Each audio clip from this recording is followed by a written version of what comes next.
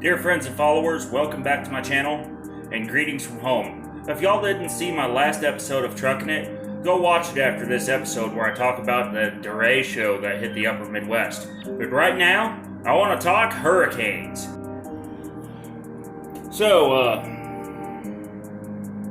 Yeah, I need to provide a little distraction from this subject.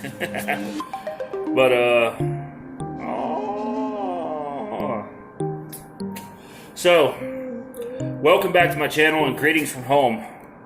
Let me adjust the camera here. I hope y'all are doing very well. Now, Marco hit the Louisiana coast as a tropical storm and it's already dying down.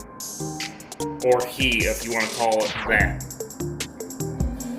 And it seems to me like things are going to be alright down there. By what I'm hearing through the media reports. But Laura, another storm that's in the Gulf, is intensifying and beginning to route towards land.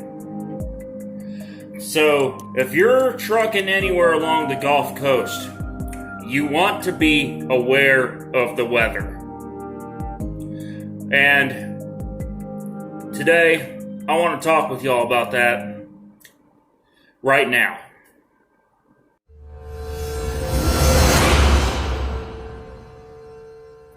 Okay, so you're a trucker and you just found out you're in the path of a hurricane.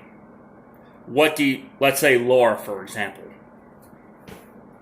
What do you do? And what do you bring along for the ride? Well, for the most part, you're already going to have supplies in the truck. But the truck stop's likely to close. That's right. Moment the power goes out, most truck stops lock their doors and tell you to leave. In my past experience. And it's no different for a hurricane, tornado, flood, whatever. So be ready to go. If you're in the Houston area, or if you're in Beaumont, or you're near the Louisiana line, this is going to be especially true because those truck stops are prone to going underwater. Especially along Interstate 10. Interstate 20 has some flooding issues as well during tropical systems. Interstate 30, little less so in Texas, but once you get into Arkansas, they've got their own problems. So, the first thing is plan your route. Now's the time to get in touch with dispatch and have them route you away from the path of the storm. And if you're an owner-operator, you might be able to route yourself, depending on what kind of load you have. Number 2, get your ears on. AM/FM radio, Citizens Band radio. If you have one, an FRS or GMRS radio. And your phone are all useful tools to get information about what's going on. Don't rely on satellite radio. Don't rely on cable television. Because those are liable to go down when you need them most.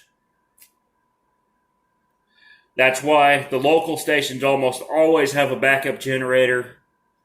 And cell towers, well, they're going to go down probably a day or two before the storm hits due to overloading and network congestion. So use your apps and use your resources that you have in the truck. Like I said, truck stops are going to close along that coastline sometime in the next day or two. And what you're also going to see is as the evacuation starts going on, you're going to see cops directing people onto the wrong side of the freeway. This is going to scare the crap out of you until you realize on the overhead message boards and by the big evacuation signs that they're going to say, contraflow in effect. Now, what is contraflow? Contraflow means they've rerouted the inbound lanes so that all traffic goes outbound to a certain point. Now, in the case of I-45, that basically means it's going to go outbound north of Houston, perhaps for at least 100 miles, and maybe even more, to an east-west route where they will route you towards I-35 and get you away from the path of the storm. In the case of Louisiana, similar measures are going to be in effect, routing you up towards I-20 or perhaps towards Dallas-Fort Worth. Now, this means that your truck's going to feel weird when you're going backwards on the freeway. So it makes it even more important to check your mirrors, to put your phone down and use a headset if you're listening to it. Don't rely on anything that requires video at that point. One thing to bring along with you for the ride, if you don't already do this, and by the way, I'm not going to get my company pissed off at me for this because I do a lot of my stuff in the sleeper berth, but one thing to bring along, now it can be your phone, it can be a little GoPro, it can be a regular camera like this, but just bring a camera and document how you're doing things, because that lets other people know what is going on in regards to evacuation and such. And I see a lot of you fellow YouTubers do a pretty good job of this. Hopefully I'll hear from Tex Crowley sometime in the next few days and see how he's doing down there by College Station. But,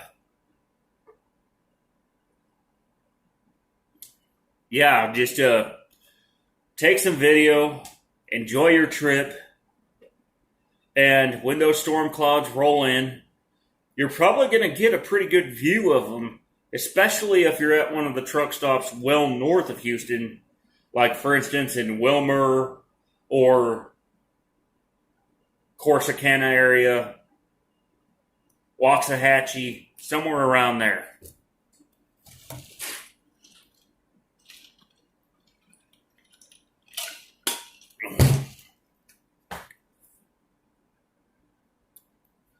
Now, another thing I want you to consider is that your safety is of the utmost importance, especially during an evacuation. So, please, as my last piece of advice, now I know you're tired of hearing from the government, okay?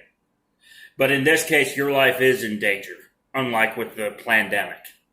So, go and make sure that you are heeding the advice of local officials in the given area. Make sure that people hear you,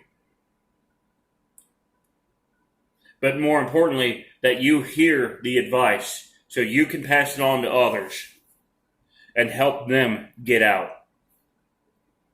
Because a lot of these car drivers that are leaving the city don't have a plan, may not have necessary supplies, or may not have a full tank of fuel to get out.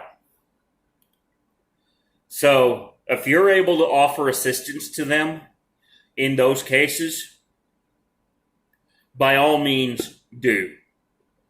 Now, if they start begging you for money, ask them what it's for, and then don't give them the cash directly.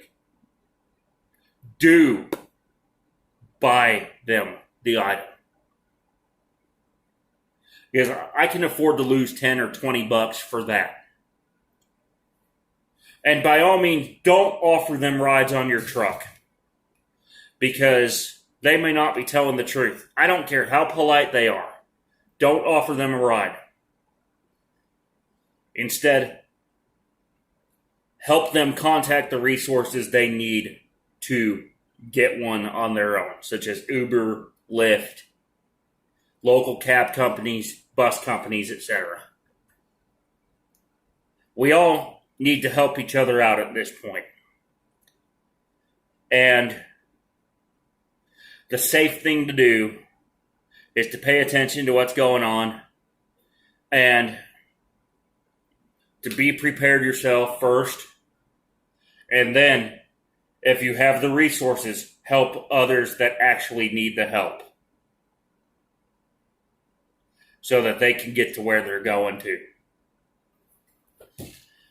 I'm Zach Bell. This is Truckin It. And be prepared instead of being scared. Let's all work together to make sure that people get out of the path of this storm this time and that they can safely do so.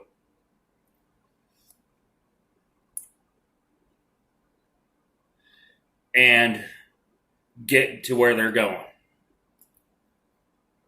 And by the way, thank you in advance to all the fellow drivers who are helping out during this emergency that is coming up here, as well as those who have been helping with pandemic stuff. Just keep at it. You're doing a great job. And to those of y'all who are so worried about places being closed,